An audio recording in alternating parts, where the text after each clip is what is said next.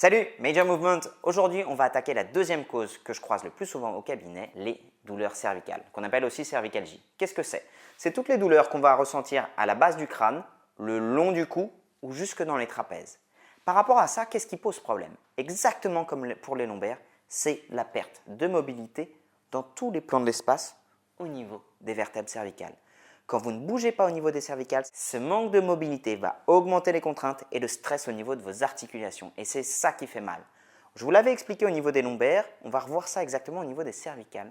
Ce qui compte, c'est une bonne hygiène de mobilité. Pourquoi ça pose problème au niveau des cervicales? Parce qu'on a notre regard. Et quand vous avez en permanence un déséquilibre musculaire entre la paroi antérieure et la paroi postérieure, vous allez avoir la tête qui va avoir tendance à partir vers l'avant. Du coup, votre champ visuel se déjette non plus parfaitement à l'horizontale, mais vers l'avant.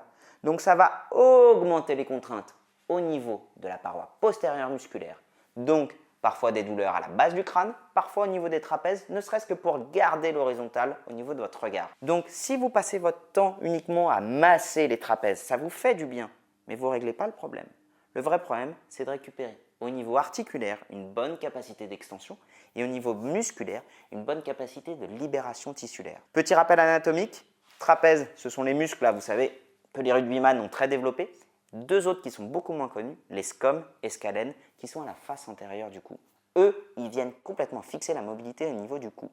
On verra tout ça tout au long de la semaine sur Instagram et vous verrez ça aussi en fin de semaine sur YouTube pour les idées reçues concernant les cervicalgies. N'hésitez pas à partager, n'hésitez pas à commenter aussi si jamais vous avez quoi que ce soit, je vous enverrai souvent, j'essaierai autant que faire se peut de vous répondre ou vous envoyer vers des professionnels. N'hésitez pas si vous avez quoi que ce soit comme question, ils seront toujours là pour vous aider. Allez, salut!